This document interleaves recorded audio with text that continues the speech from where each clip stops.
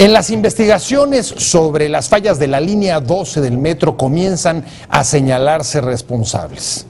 El ex jefe de gobierno, ante los señalamientos a algunos miembros de su administración, de la administración de Marcelo Ebrard, saltó y retó al actual jefe de gobierno, su sucesor, Miguel Ángel Mancera, para retarlo a un debate y esclarecer los hechos, ante lo cual el actual jefe de gobierno dijo que el asunto era técnico y no político. Pero ¿hasta dónde van a llegar las investigaciones que se siguen para determinar no solo las causas, sino los responsables de que esta línea, la línea dorada del metro, esté paralizada 11 de sus 20 estaciones desde marzo pasado? De esto vamos a hablar hoy en Opiniones Encontradas. Soy José Buendía, gracias por estar con nosotros en este programa en el que todas las ideas se pueden cuestionar siempre que se debatan. Acompáñeme rápidamente a ver algunos datos y algunas declaraciones para contextualizar el debate y regresamos aquí a nuestro foro a discutir sobre el tema.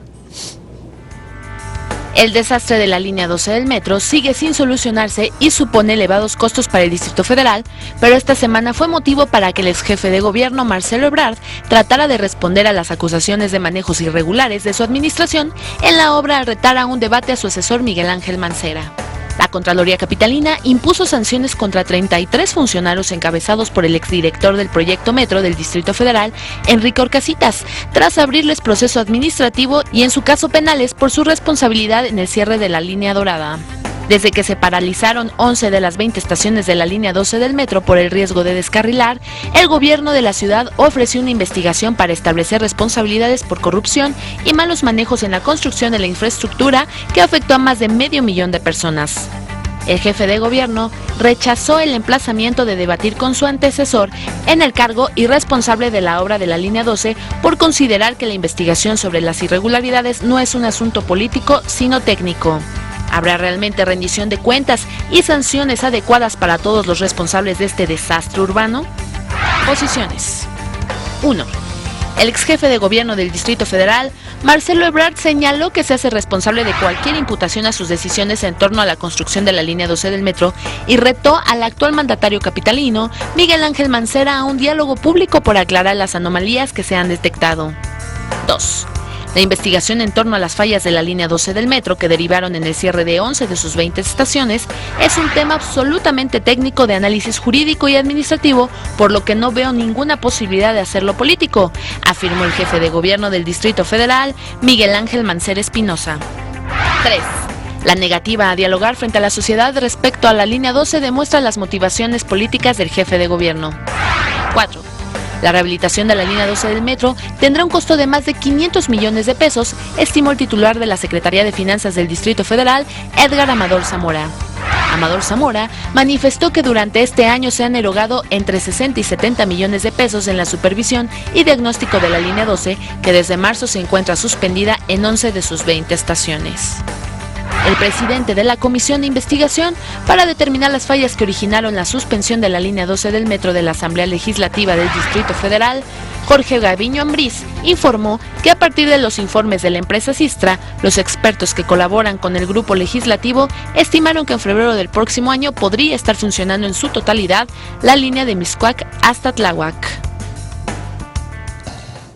En esta tarde lluviosa en el Distrito Federal, uno piensa especialmente en los efectos y en el impacto que ha tenido el cierre, la clausura de la línea 12 del metro, la línea dorada, que desde que comenzó a construirse prometía desahogar y ampliar la movilidad en todo el sureste de la Ciudad de México y beneficiar a cerca de 500,000 de personas. Esta está parada, como usted sabe, desde marzo pasado, y para discutir sobre este tema me da mucho gusto que hoy esté con nosotros en este foro en Opiniones Encontradas el diputado Jorge Gaviño del PANAL.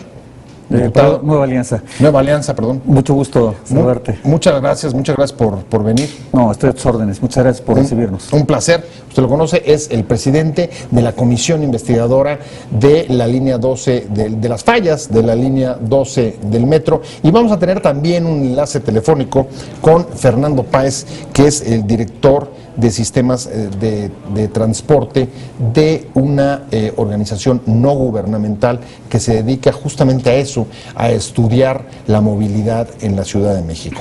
Pero vamos a empezar, diputado, hoy tenemos ya algunos datos que señalan que la rehabilitación de la línea 12 va a tener un costo de aproximadamente 500 millones de pesos.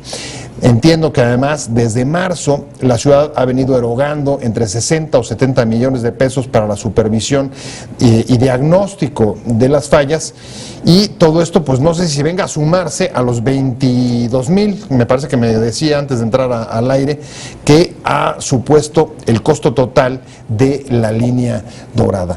¿Quién y cómo se va a absorber toda esta cantidad? Bueno, a ver, para puntualizar un poco y que el auditorio tenga muy claro hasta dónde está el problema, tenemos 17.500 millones de pesos los que se han erogado aproximadamente de un contrato a precio alzado. Esto lo estoy señalando de entrada, porque es un contrato que a mi juicio no debió haberse firmado de esa manera. Es la primera vez que en la construcción de un metro se firma un contrato a precio alzado y no a precios unitarios. Explico rápidamente qué significa. ¿Qué significa alzado? El precio alzado significa llave en mano. No se vale meter un sobrecosto. Si hay trabajos adicionales no se pueden pagar y tampoco se puede ampliar el término del contrato. Okay. Entonces, esa es la característica de un contrato a precio alzado. El contrato a precios unitarios, pues se dice, bueno, cuánto cuesta el metro de trave, cuánto cuesta el metro de pintura, cuánto cuesta cada una de las partes de la construcción, y entonces lo que se vaya haciendo se va pagando, y si se excede la obra, se excede el presupuesto. Entonces, es la primera vez que se hace un contrato a precio alzado. ¿Eso es lo que da lugar o puede dar lugar a sobreprecios? Claro, cuando es a precio alzado, jurídicamente se puede llegar a sobreprecios. Cuando es a precio alzado, no se puede llegar a sobreprecios. Y cuando es a precios unitarios, pues todo lo que se haga se tiene que pagar. Sí. Entonces, si nosotros decimos, vamos a construir la línea 12 por 17.500 millones de pesos, no podemos cobrar más. ¿Qué ocurrió? Bueno, pues hubieron cosas en el camino que se cambió. Por ejemplo, en lugar de ir por abajo, tuvo que ir por arriba una parte de la línea, hubo costos adicionales, y eso lo está reclamando la empresa, y el gobierno no puede pagarlos desde el punto de vista contractual. Entonces han firmado una serie de contratos adicionales.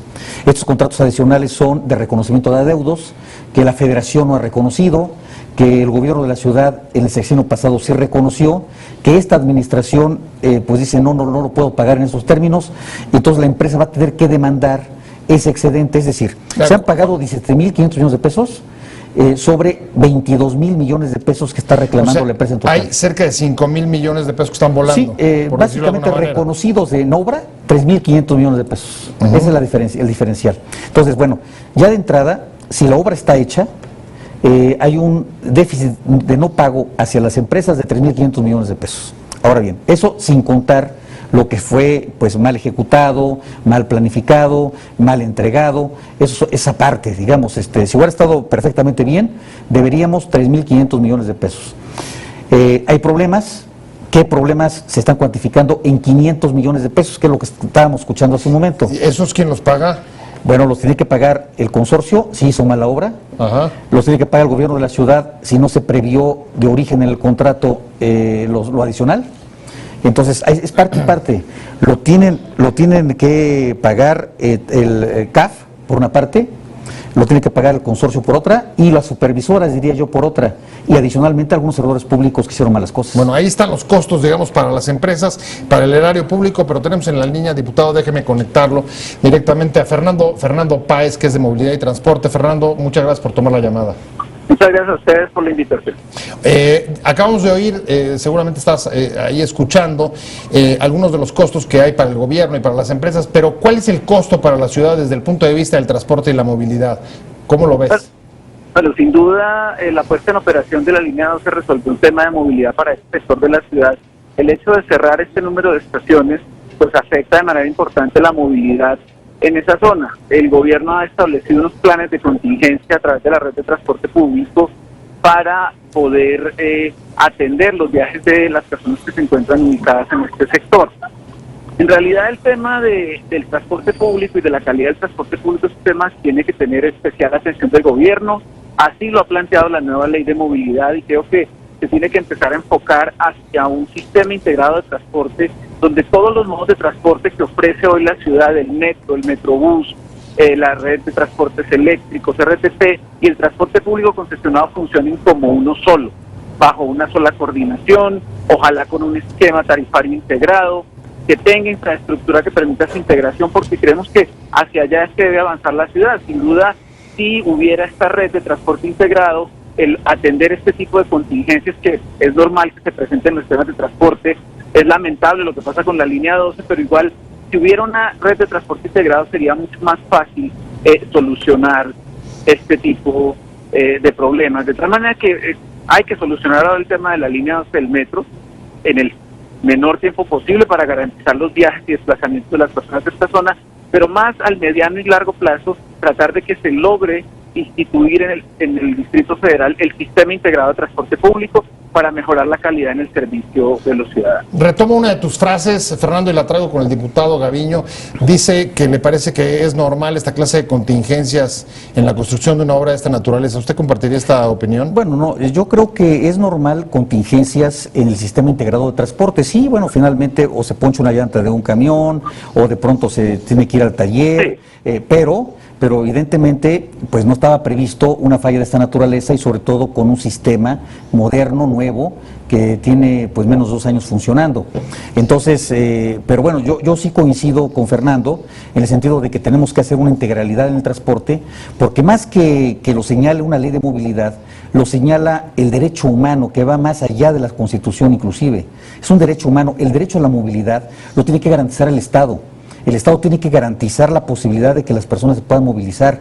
Estamos perdiendo 2 horas diarias de vida de las personas que viven en Tláhuac. Tienen que tomar el RTP, tienen que... Pues, estamos hablando de cerca de 500,000 de personas, ¿verdad? 400,000 personas por lo menos. Aproximadamente. Así es. Comparto plenamente con el diputado del tema que es lamentable este tipo de situaciones de tipo técnico que se presenten en una línea que recién se instauró. Eso sí es lamentable y ojalá el gobierno logre solucionar esto rápidamente para atender los viajes de estas personas. Ahora tú decías, podría haber paliado, podría haber, digamos, disminuido el impacto de esta falla. Sí, claro. Mire, en la medida en que pensemos en un sistema integrado de transporte que esté coordinado desde una sola autoridad, de un solo ente gestor del transporte público, es mucho más fácil resolver este tipo de contingencias, porque simplemente se readecúa el funcionamiento del sistema para atender los viajes. No obstante, uno no esperaría, como bien lo dice el diputado, que un sistema pesado como es el metro, después de una inversión tan grande, pues tenga este tipo de fallas. Pero sí resultaría mucho más fácil resolver los temas cuando se cuenta con un sistema de transporte público, como ya sucede en Europa o en algunos países de Latinoamérica que están en este proceso. Después de tener ya, digamos, una fotografía del impacto, tanto en la ciudadanía como en el gobierno, regresamos a la comisión y ha habido ya algunos señalamientos claros sobre responsables. Hay, tú me corregirás, pero son 15 las personas que han recibido incluso sanciones administrativas por parte de la Contraloría Capitalina. ¿Hasta dónde va a llegar esta investigación? Porque cuando suceden esta clase de fallas, evidentemente lo primero que uno piensa es ojalá que realmente haya una sanción a aquellos que causaron este perjuicio a la ciudad. Bueno, yo quisiera en primer lugar señalar que un servidor público puede ser responsable por acciones o por omisiones, es decir, por hacer cosas que están al margen de la ley o por no hacer las cosas que tiene que hacer para cumplir con la ley. Bueno, entonces, para ello tenemos que tener un diagnóstico claro técnico, que es la primera vía. Yo voy a dividir el problema en 3 vías. La vía técnica, que es precisamente, bueno, ¿qué pasó con el desgaste ondulatorio? ¿Por qué se tuvo que parar la línea? La causa, digamos. ¿Cuál es la causa fundamental? O las causas, porque en este caso fueron causas, muchas causas. Es un problema multifactorial. Okay. Bueno, ya eso lo tenemos muy claro. Casi todos los técnicos estamos de acuerdo, están de acuerdo. Dije estamos, pero bueno, es que me estoy volviendo técnico también. Estamos casi todos de acuerdo en el sentido de que qué es lo que pasó y qué tenemos que hacer para solucionar ese problema. Pero ya teniendo muy claro qué es lo que ocurrió, entonces hay que saber quiénes son los responsables de acciones o omisiones que nos llevaron a eso. De cada una de las partes donde se produjeron las fallas. Multifactorial, decíamos. Entonces, bueno, a ver, el balasto está mal. El balasto es la gravilla que sostiene los durmientes. Y luego los durmientes pues son los travesaños que sostienen la vía. Y la vía pues es lo que sostiene el tren. O sea, todo eso tienes un sistema. Entonces, bueno, ¿quién fue el responsable de poner mal los durmientes? ¿Están mal los durmientes? Sí. Bueno, pues ahí tenemos dos culpables de entrada. Pues es la supervisión, que no supervisó bien los durmientes, y es la constructora que no los puso adecuadamente con las especificaciones. De entrada, ese problema ya nos lleva a ciertas responsabilidades, acciones o omisiones. ¿Quiénes fueron? Una persona, dos personas, una empresa, lo que sea, se hace un mapa de Ahora, responsabilidades. el asunto se remonta hasta la planeación de la obra, ¿no? Por el asunto de las vueltas. Ahí hay problemas también de planeación en algunos aspectos, porque no es un asunto de falta de planeación en todo el plan. Hubo errores en la planeación, hubo errores en la ejecución, ciertos errores en la ejecución, hubo ciertos errores en el manual de mantenimiento, hubo ciertos errores en la recepción. ¿El mantenimiento ya que corresponde a la actual administración o de las dos? De las dos. O sea, hay también, digamos, responsabilidades de la actual administración, no solamente de la anterior. Sí, desde luego. Bueno, ya hay algunos servidores públicos que han sido sancionados que están en la actual administración o que han compartido administraciones. Entonces, bueno, la primera vía, que es el tema técnico, lo tenemos ya muy claro. Segunda vía, la vía de responsabilidades. Entonces ya tenemos que ir sacando todos estos multifactores, irlos personificando en situaciones de empresas, en personas físicas, en personas morales. Ya los tenemos identificado y ahorita tenemos 33 responsables sancionados. Bueno, pero nada más, incluso nada más que comenzando por el director del proyecto, Orcasitas. Pero mi pregunta va directa. ¿Hay por acción o por omisión responsabilidades del anterior jefe de gobierno, sí o no? Hasta este momento no tenemos ningún elemento para poder decir el licenciado Marcelo Ebrard, porque es la pregunta concreta, sí, es responsable de tal o cual cosa. Hasta este momento no se tiene. Ni por acción ni por omisión. Ni por acción ni por omisión. ¿Por qué?